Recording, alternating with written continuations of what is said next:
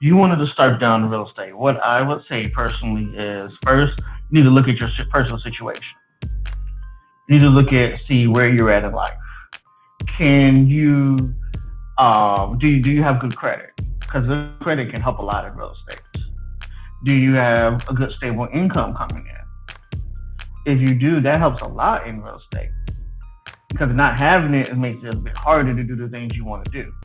Hey, what's up everybody? Welcome back to my channel. So today we're going to be talking with my boy Jaja. We're going to be talking about real estate and a little bit of taxes, and we'll be hearing about how he got started in real estate. So I'm sure there'll be some nuggets that you can learn from. All right, let's go. Hey everybody, welcome back to the channel. And so today I'm here with my boy Jaja. Jaja is an entrepreneur. He is in real estate. He's in taxes. I'm not trying to steal all his thunder, which he can tell you a little bit more about what he does. But he's a phenomenal dude. We've been friends for years. So say what's up to everybody, Jaja. What's going on, everybody? How you doing? I hope you all having a wonderful, wonderful day today, whether it's daytime, nighttime, evening time, whatever time it is. I hope you're having a wonderful time, day or night. Right. See, you see how you greet the people? But today we want to have a conversation around real estate and conversate about taxes, as he's, in both, as well as some other things. And just want to provide like a conversation, something that's a little bit more, I guess you say, down to earth. Because as you hear most of the information out there, a lot of information, it's great, but it's very difficult for people to understand. And so we just want to have a simple conversation around just some real estate, real estate and taxes, and hopefully we'll be able to help somebody. So Jaja, tell the people like how you got started, because you're not just like, when we say real estate, sometimes people think, oh, realtor. Well, we're not even talking about that at all. So we're talking about like real estate investing and even other avenues of real estate, from wholesaling to having your own business. Like I said, you can talk about that as well. But how did you get started in real estate? Like, what started you down that path? Right. So I've been in real estate for probably going on 8 years now, honestly. And I'm not a realtor, like you said. There's not just being a realtor to real estate. There's also, flipping, wholesaling, landlords. I mean, there's so many different things, so many facets to real estate, especially so if you start getting into the creative side. But how I got started in real estate was about 8 years ago. I met a buddy of mine who, we weren't buddies at the time, but we became buddies.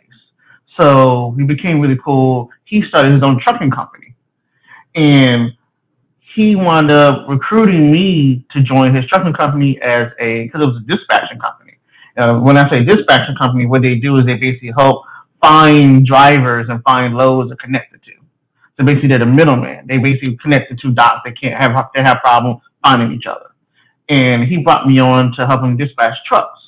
Well, I started just as a freight agent and worked my way up. In his company, it was a small company, but I worked my way up until I became co-owner of the company. Well, the company got pretty good, got pretty nice size, and then we saw where the market was going with autonomous trucks, and basically how the freight loads and how the spread was getting, and so we decided to sell. Well, a year after we sold the company, he came back to me and said, "Look, I want to get serious in the real estate this time." Because I remember when we was working together, he had talked all the time about he wanted to get in real estate, flip houses, buy houses, do a bunch of stuff with it, but he didn't know exactly how.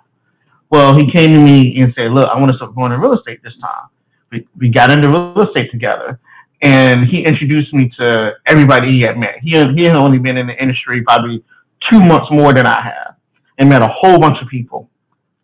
I became cool with those people. They recognized us together and whatnot as these guys who was working hard in real estate. And then about 3 months into that, he said, "Hey, I'm taking my family. I'm going to move to Texas."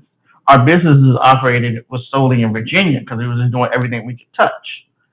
And he's like, "Look, I'm going to move to Texas with my family.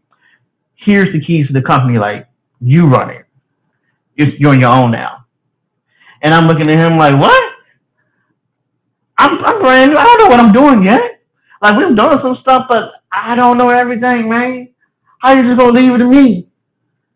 Like, don't get me wrong, I was confident in myself, but I was like, "Man, come on." I thought we was gonna rock this out together. He's like, "Look, we boys and everything." He said, "But that's why I trusted with you." So He gave me everything in the company, which wasn't much at the time, but it was still a good sizable chunk. So what wound up happening was he moved. We went and he started his own. He started another branch of the business down in Texas. I kept doing what I was doing here in Virginia, and I just kept growing the company until it became what it is today.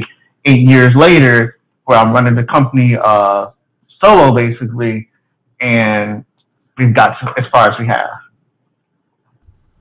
Oh, that's what's up, man. That's what's up. So it's almost like you started down one path and it led into this whole nother arena of like real estate.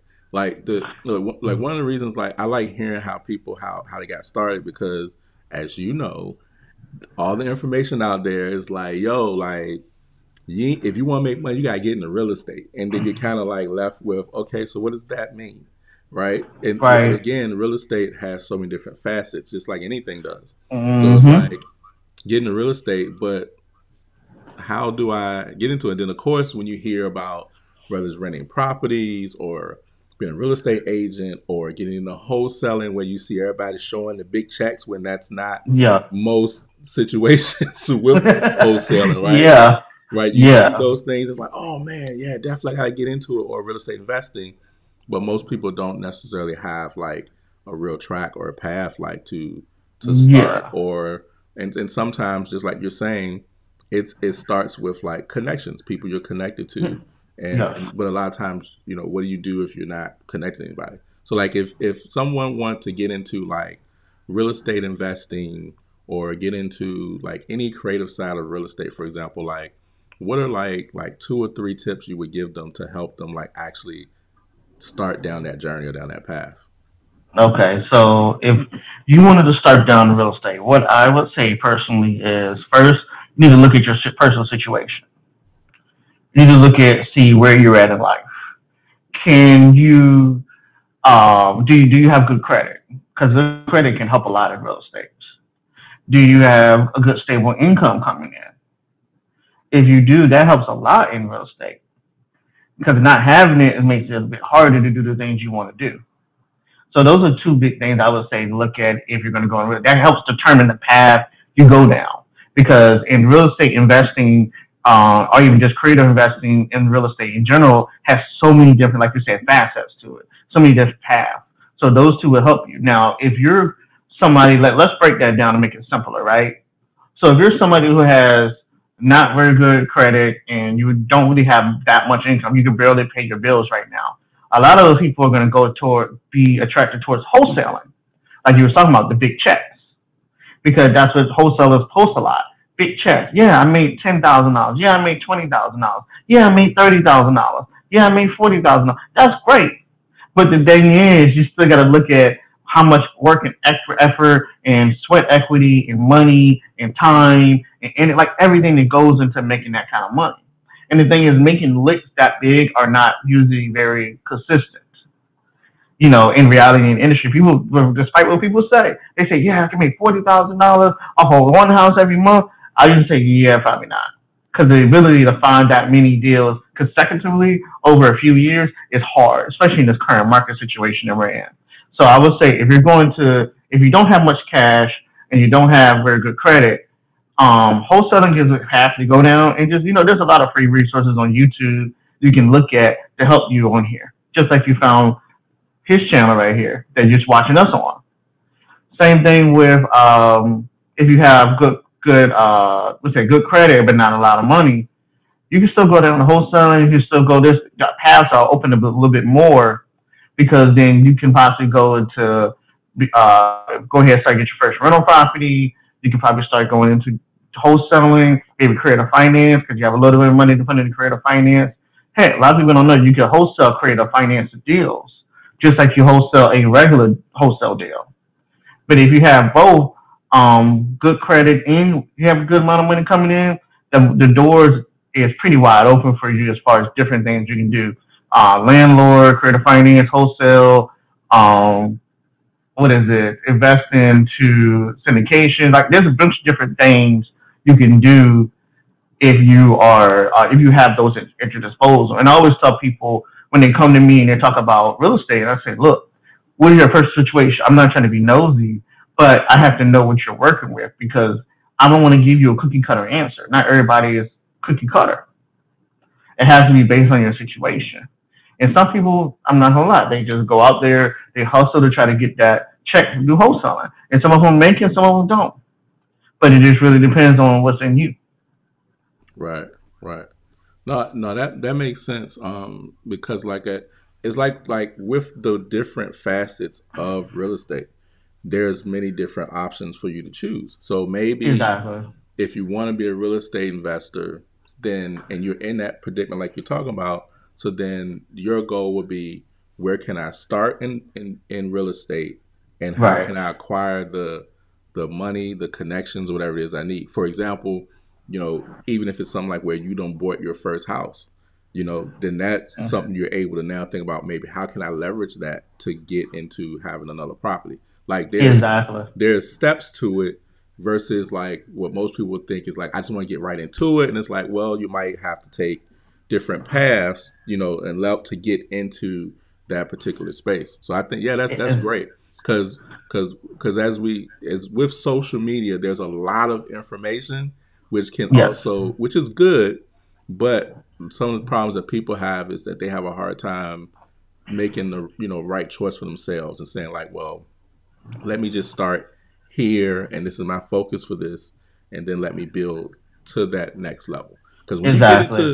into like there's so many facets, but when you get into real estate, like there can be some mistakes that can you'll lose sleep at night Yeah. behind it. Yeah. um Yeah. I've seen a lot of those. I've made mistakes. Don't get me wrong. I'm not perfect. I've made mistakes in my own game, but I've also at the same time seen a lot of others make mistakes. But also for every mistake, I've learned a lot that right, led me to call out the mistake before it happened. right, And that's the one thing about this game. Like you have to be all in all a problem solver. If you cannot be a problem solver, you will not make it in real estate. That's really the whole gist. That's really mostly entrepreneurship. But in real estate, how you make your money is about solving problems, solving other people's problems. that's good. That's good. Yeah, like and I know for myself, even being, I guess I say I consider myself very new to the real estate, game. I might have a legitimate amount of knowledge and a lot of connections, et cetera, things like that. But I always take my approach as I'm always learning for a next level. That's kind of how Yeah. I approach it a lot of times because Right. there's so many nuances like I've been down the thought of like having tons of homes to rent out. And for some people Hmm. that's good.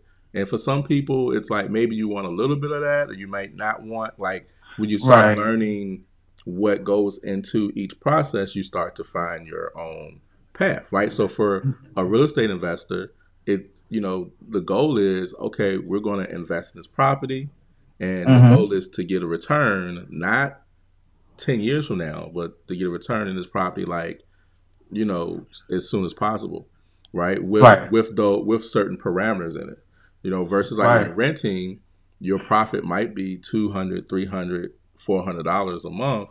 And Right. part of that goes to, expenses or whatever the case is, Hmm. meaning like even after you take care of the mortgage or whatever, you have to put some money aside. You can't just, you're not always balling like that where it looks like Yeah.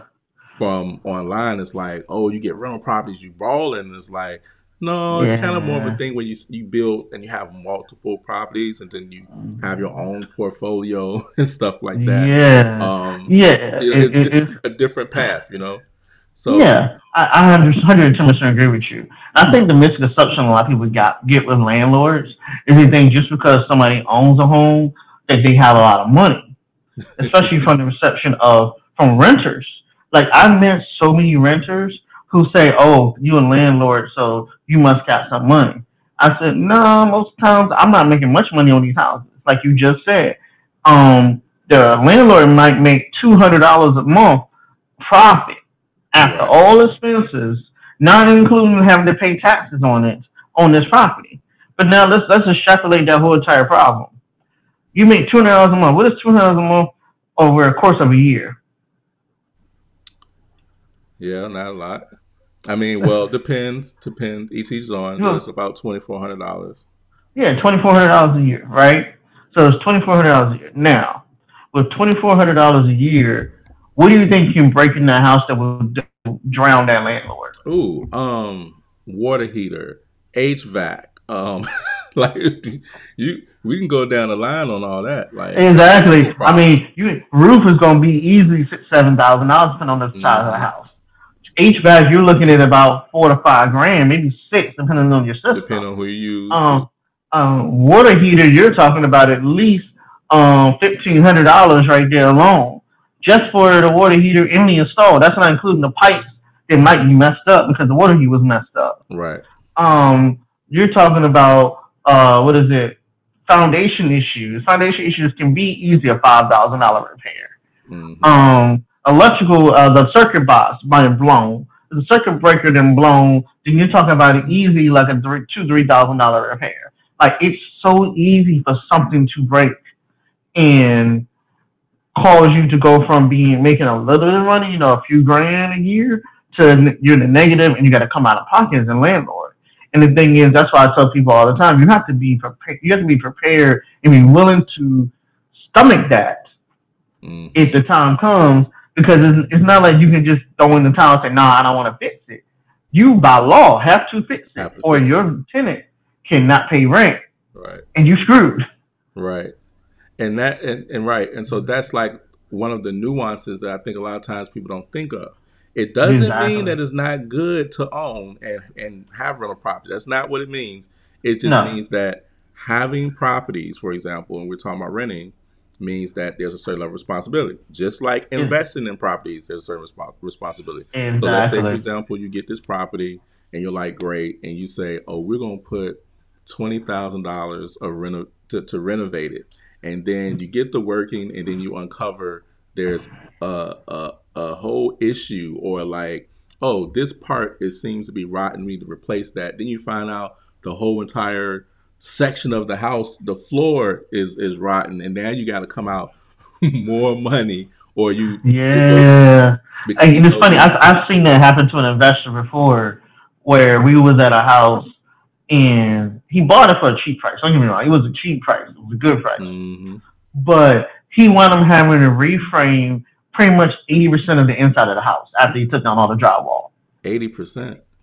Yes, because also it was built with old school 2x4s, and those things are strong. Like they're actual 2x4. But the problem was, With the big nails. water. Yeah, these are real ones. But the problem was the roof was bad and letting water in at different spots all throughout the house. And I mean, he was mad because he didn't you couldn't catch that when he bought the house because all the drywall was still there. You Right. only found out when you took all the actually no, not drywall, the plaster because they had plaster. Mm-hmm. So he wanted all the plaster gone and put up new drywall. Well, that's when he saw that a lot of it was rotten, and they was like, "Look, if you put drywall back up on this, the drywall may fall off, and it may crumble at some point in the next few years, Right. and you be stuck with a whole issue." Right. Yeah, and so it's like with everything there are nuances. And again, Yes. with these nuances, it means it's just things that you think about. But when you start talking to people who are more seasoned and investing in things like that, like we're talking with Jaja, for example, like you start finding out they have different processes, systems, different Mm. tricks of the trade, things they can do where, if they run into an issue, they know how to handle it.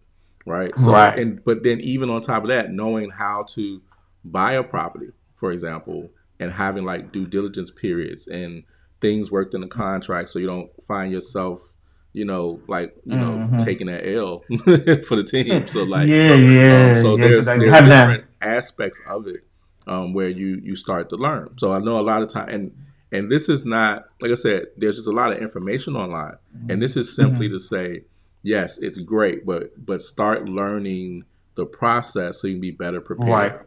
Start connecting with Exactly. people, reaching out to people that will talk to you, things like that, to try to get some help with that. But um, it's just the real deal of it, like because I know we don't want to have a facade around things. There is a glory moment where you can make tens of thousands of dollars a month, hundreds of thousands of dollars a month, millions of dollars a month or years, whatever the case is. It's really happening, but it does Right. come with just growing through that process, right? So for Yes. you, it might be somewhere where you try to start with wholesaling, or maybe you start as a realtor, or maybe you start working alongside of someone and partnering with someone in these Right. different aspects of where you can gain like right now with the market, like the market is insane, right? Like Yeah. insane in a way, meaning like I don't think anybody really knows what's happening in the real estate market. I don't know if anybody can pinpoint like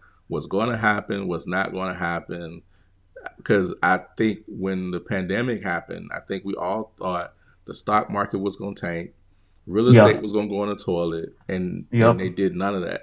In fact, real estate just created new highs of prices, and then the rental market went insane. Like Went so bananas. right, bananas, and so there's a lot of predictions out there about what's going to happen in the real estate market, especially in 2023. Like, let me ask you, what are your thoughts about that? Like, how do you feel about 2023 in real estate?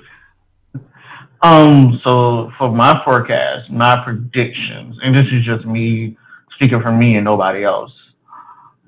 First and foremost, as a disclaimer. Hmm. Um, One thing I've seen in the market is it's been we're coming down from a high, a very high in the market. Supply last year was very low, which caused demand to go through the roof, especially with interest rates being so low as they were. I mean, where was you going to be able to get a 3.4% interest rate on a 30-year loan for a house at $300,000? You was not really ever going to get that. So people took advantage, which caused demand to go up as interest rates started to creep back up. Demand started to go down. I saw a lot of banks that lost like 90% of their applications that came in as interest rates started to climb. So right now, recently, when I just looked at the data, supply has gone back up because demand has gone down. And people are being more realistic about the price. One, they list their house at, but two, the price that they're selling. People are being realistic about the price they actually buy at. Like for example, I've seen during the pandemic, actually it was like a year ago, less than a year ago, where I had friends who was talking to me who are realtors. Because I have friends who are realtors. I don't just do investors. I have friends who are realtors, and they were saying they was getting outbid on houses at $50,000 over asking. I saw one somebody got $100,000 over asking price, and I'm like, that's a lot of money.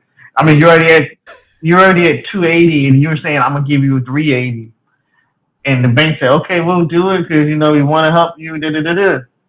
So what I see right now for the market is as supply is going up and demand is coming down, I see prices kind of correcting to realistic levels. I see them also not only correcting in realistic levels. I don't see us having a crash necessarily yet. If we do have a crash or any type of meltdown in the market, we're probably looking at the next 3 to 4 years, maybe five, possibly for that. But I don't see them. I don't see the current administration of government, and I don't see the current Federal Reserve administration wanting a meltdown to happen in full scale.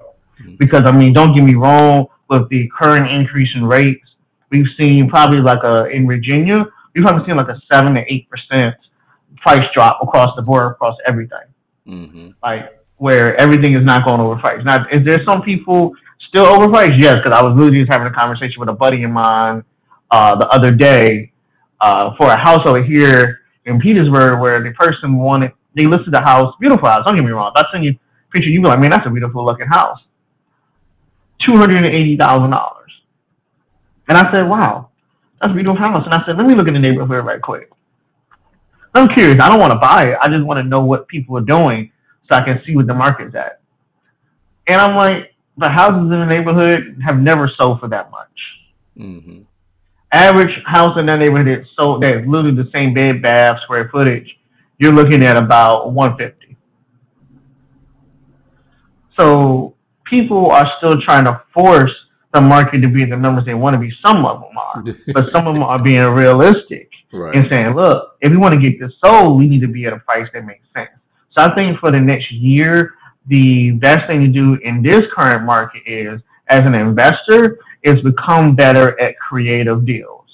And when I say creative deals, I'm talking about your subject twos, your seller financing. I'm talking about basically getting everything on terms where you can agree to the price that the seller wants, but you get it on terms so you have longer period of time to work with what you got versus having to come all out of pocket with cash right then and there. Mm-hmm. For our regular buyers who are trying to buy, I would say if you want to buy right now, definitely go ahead and do it. But make sure you're having your realtor run your comps and compare how much that property is worth compared to everything around it. Because the thing is, you don't want to be out here buying a house at a top dollar value, and then the market drops because you and me both know with those price drops, a lot of homeowners have lost 10 to maybe 20% of their equity in the last year alone, maybe two. And they can't do anything with it. No, they can't. So they bought. Let's say they bought a house at 250, and that was at the height of the pandemic. But now houses are calming down and at 250. But now you have $50,000 in negative equity where you can't do anything with it. You're stuck.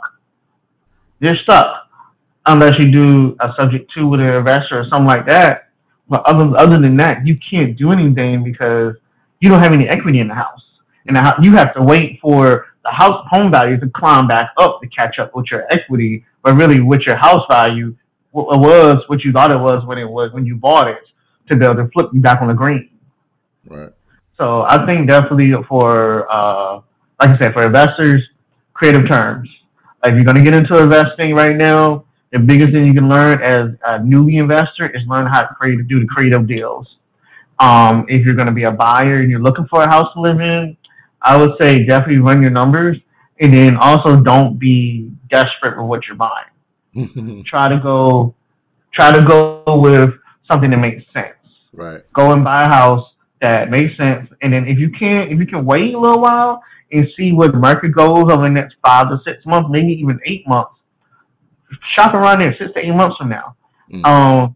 They've been dropping the rates that back down a little bit. Are they gonna go back down to what they were last year? No. They're gonna stop. They're gonna cap it at one point and bring it back up. But definitely, look at your options. Look at the full breadth of options. Don't just go with the best looking house, and don't go with the one you're like, oh man, I like this house. Shop with your mind, not your heart. Right. Well, that's real good. Shop with your mind, not your heart. That's good because like one of the things I know I have suggested to people was whatever you buy, because I know, and I'm not a fan of like the ongoing content online where it's kind of like people just trying to get sales. Now's the best time to buy. Just buy. Like I'm not really a fan of that, or a fan of the other one, like, oh, don't do nothing during this time. Don't buy nothing. I think it's more relative to the individual and where they are. But if you are buying a home, I think it also goes to the fact that, look, don't buy something that because we're not talking about the mortgage. We're talking about electric, gas, water, maintenance, all of that. Like, don't buy something that that you can't afford, waiting for interest rates to come down so you can refinance when none of that stuff is guaranteed. If you're going to buy something you can afford, period. So that means you might not get the mini mansion, or just be patient and wait, because that's what what I saw a lot of people doing, buying more house than they needed because the interest rates were lower, but they did not factor in that I still have other things to pay that go along with that, even taxes that come with that. And so, and granted, it can be good, but just being more mindful of that. I think, like, for my perception of the market now, like, I don't really try to do predictions because I don't think you can control what happens. No, you can't. I mean, there's so like the pandemic snuck up on us like that, and all that being out and hugging people and stuff went through the floor. But I think that with the market, I think I think even if the market does come down, I think we are in a place of where things are is a shift in the pricing. So it's we're not we probably won't see the houses at the price they were ever again because the price of things goes up, and we clearly have been in the middle of a shift. Like look at rent. Rent's not. I don't think we'll see rent retract. You know, and that happened like, No, and the rent increase thing is insane. But like, you know, yeah. people I rent mean, whatever. I've seen how do I say this, and I don't want to hurt you, but I've seen rent increases that were 10, 15, 20. I've seen landlords put people out just so that they can go and they don't have to increase by a certain amount. They can reach set it to whatever they want, 100% more, just because they're like, oh well, um, I can just go. I found somebody who will pay double what you're gonna pay. Wow. That's not always, good. And the thing is, people have to be realistic about it. Like, even for me, I always tell people, like, hey, as a landlord and also as somebody who has friends with a bunch of landlords, you still got to be realistic with the rent, regardless. Hmm. But you also got to understand, rent demand has been through the roof. For all those people who've lost homes, they've gone back to being renters. And like you were saying earlier, people got to look at all the factors. That goes back to a conversation we had the other day where buyer's remorse is at an all-time high.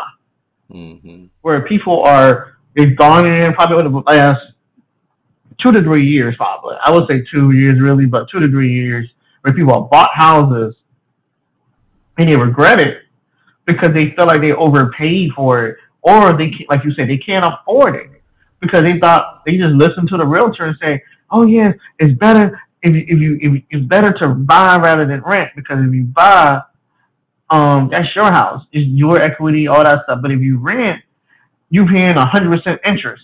If you buy, you only paying the interest on the loan." And I'm like, I get the logic of what you're saying, but it still doesn't deal with the fact that people have different situations and they're in Right. different positions in their life. Like I was just reading an article probably like 3 weeks ago. I distinctly remember it where I was reading about a lady. I think it was out in like Nevada or something like that, Arizona. It was out there on the West Coast. She bought a house because she what was it? She was renting, and then the landlord raised the rent a bit, but it wasn't like ridiculous. But I guess something happened between them, and she left. So what she did was she wound up having to take I think it was her 2 kids to live in a hotel, and her friend who was a realtor convinced her to buy a house. But here was the problem, like you just said. After considering all her expenses of not only the mortgage, but all utilities, the property taxes, the insurance, she was paying more to live in that house than she was to if she would have just stayed renting. So, and she was regretting it because she had to go get a second job just to be able to pay her mortgage, Hmm. but she never had to do that before. So See, that's why it's important. You right. go ahead, man. So see that's one of the big, I guess you can say, is another one of my pet peeves. I guess like with the online information is, you know, you should stop renting and buy a house, right? And I get and I completely understand why buying is better than renting. I get it. Yeah, But yeah, we both again, do. to each his own. However, it's the assumption that people know. So realtors, if you're listening to this, just it's the assumption to think that people know how to buy a house. It's assumption thinking that people are just being like, "Oh, I ain't buying no house. I'm just go rent." Like it's the assumption behind people who do rent versus people who buy. And half the time, people say that just because they just want people to buy from them or get a sale. Like that's not. Yeah, Everybody's situation is not the same, it's and not. also there is a huge gap in the knowledge of what it takes to go from renting to buying something. When you're buying a house, Exactly. there's a lot more that goes into it than it goes in with renting. With renting, there's an application and a few pieces of paper. With buying, there's a book of pieces of paper. Like it's tons of paper, it's tons of thoughts, tons of nuances, and you're now responsible for a much bigger load of money and income that, like with renting, you can dip out at the end of the lease, but you can't do that you know, if you own a house, you can't dip out at the end of the lease. There is no lease; it's you. So Yes, there's just a nuance of thinking and kind of beating people down because they renting and making fun of that when really you should be educating people who are renting exactly, and helping them exactly. figure out how can they come from a renting situation into buying a house. That doesn't mean it means right now, but it means that Right. what's the process? How can I set myself up? What do I need to do to put myself in position? Things like that. And you don't really hear a lot of that information because people Yeah. mostly put out information just based off their own personal situation. When you really work for a client, and some people won't don't get this, when you really work for a client, you can be their realtor or you're connected to them and they might not buy a house for a year or two now, but you help give them tips to put them in position to buy the Yep. right way versus you put them in a position to buy the wrong way and you going on and you excited because you get to say, hey, I sold this house and I made this money and whoop whoop, and then they go into foreclosure 3 months from now. That's not the It process. So it's like exactly. being more careful and caring about the person that's purchasing versus just beating them down. Most people don't know the process of buying a house. It can be very Yeah. it's a culture shock when you start looking at all the numbers Yeah. and all the things that goes It into it. So it is. I will say definitely. I agree 100% everything you just said. But to add on to that, if you don't know how to buy a house, find a home buying workshop and mm-hmm. go to that one. Go to one. Right, There's a bunch of right, realtors who are very good at their job. We're not bashing realtors. We're just saying, hey, have their back more. But right, there's realtors I know who are awesome. They do home buying workshops. BHDA has home buying workshops. right. Um, there's a bunch of other agencies that will do home buying workshops, and all these workshops do is they help you go through everything that you need to do to be able to buy a home. Don't just don't just go to your bank and just like, hey, can I get a mortgage? Can I get an application for a mortgage? Because the thing is, you still need to do the work on your credit and on your income to be able to make sure that you can be able to afford the house that you're looking at. So, if your bank offers a home buying workshop, go to it. If Right, you're looking at buying in at least the next year or two, right. because that way that gives you time to know exactly what you need to line up, and then it gives you time if your credit needs a little bit of work. Like right now, 640 is really where you need to be. Well, 632, but 640 is where you really want to be to buy a home. But here's the thing: the higher your mortgage is, no, not mortgage. I'm sorry. The higher your credit score is, the better rate that you get and the better deal you get. So just work on it, and that gives you time. And fixing credit is not an overnight process. It takes time and doing different steps to fix your credit. Right, You right. you and me both know, man. You and me both know about that one. Like the meme says, the number one step to getting your credit fixed is pay them people. Exactly.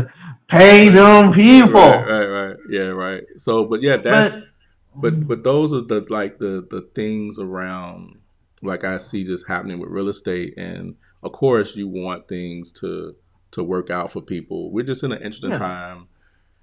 Came through a pandemic. I guess we're still in, but still out of a pandemic. I don't know. yeah, What it's like kind of confusing at this right, right. point. We got inflation that is 3 times, and at one point was 5 times as high as it normally was, but it's three to four Yeah. times higher than what it is now. Everybody's talking about the price of eggs. Eggs are expensive, and we all think about getting chickens.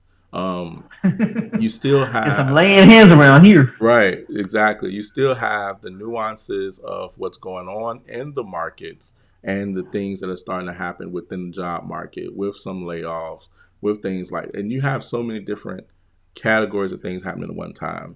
And Yeah. it's important, like during this time, where people spend more time learning, being ready for opportunity, not rushing into anything, but really getting a good grasp of what's going on. So, but real Hmm. quick, before we go. Like I mentioned, you were in taxes, so I wanted to ask you just a few tax questions before we close out, because we are in, I guess you could say, tax season, basically. Um, Yeah. yes, and so that's a crazy time, and we've seen the IRS and the government talking about different changes and things they want to do. Then go Yeah. back and say we're not going to do it yet, whatever the case is. Like, are there anything or any new things within the tax code, coming into 2023 that anybody may need to be aware of? So let me take the tax code changes, split it into two: personal and business. So with personal, we've seen a drop in the child tax credit, the earned income credit, the credits that most people use to get refunds back every year. So because of that, I would say a lot of people can expect to see smaller refunds this coming tax year. And I'm not trying to, scare you or anything, but make sure that if you're filing your taxes like that, please, please, I swear, I beg you, do not let your tax preparer talk you into taking unless you got proof of it, 20, 30, 40,000, $15,000 refund. Because IRS ain't playing no more. They just hired like 87,000 agents. Right. So they're gonna catch. They gonna if anything looks outrageous, they're pretty much going to say, "Okay, it's time to do an audit." Exactly. So that would be the biggest thing. So you just be prepared that the refunds are going to be smaller this coming year. For business side, there's only been a few changes on the business side. One is been one of the biggest one everyone's been talking about is the $600 threshold for third party apps.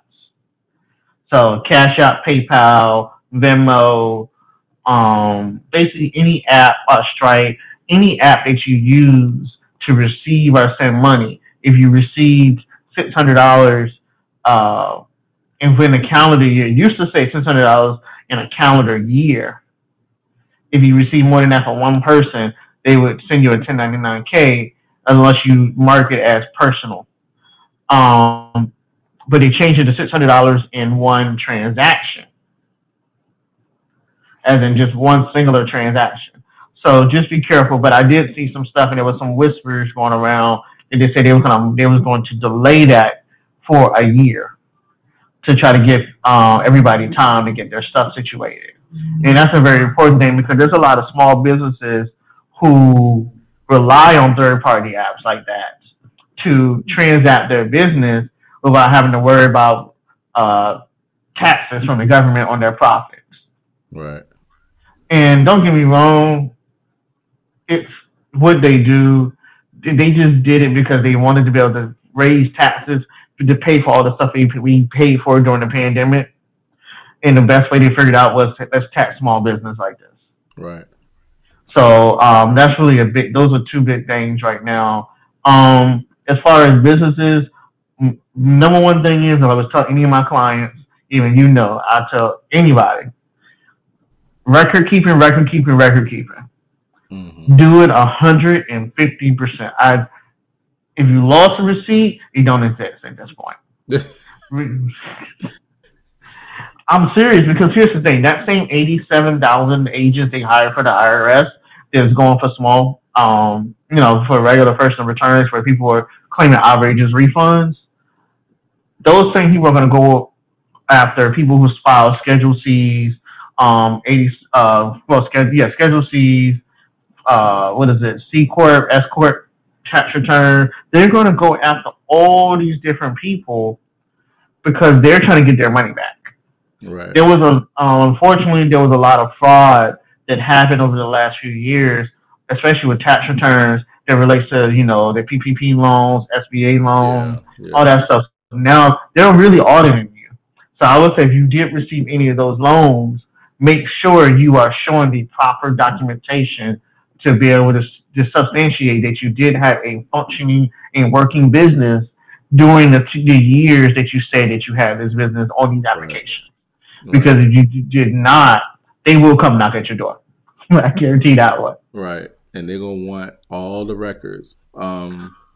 Yeah, but that's one of the things that I know we do is like I use QuickBooks, and I have everything plugged into it. So like Right. every single transaction that I need that's tracked it's all tracked. Yes. We've been on the receiving end on one of those mails where it's like, oh, you owe an extra $5,000. We've been on the end of that before, so Yeah. and we made a lot of changes back then. We don't want to have any of those random. Oh, by the way, you owe us money that we didn't work for, but you owe it to us. Like we don't want no more of that stuff. Exactly. one of the funny Exactly. things is with like I know you're talking about the $600 thing. Like when you make money, it's always especially $600 with like you said within the year. You're supposed to have reported anyway. It's just that now Yeah. with these third party apps, it's easy to Venmo, Cash App. So don't try to run away from it, but more so just do your due diligence. When you make money, set aside some money, for taxes, or if you're Yep. paying quarterly, just do the right thing because you don't want to have to deal with it later. Like I get it. Nobody wants to give money away for taxes and stuff like that.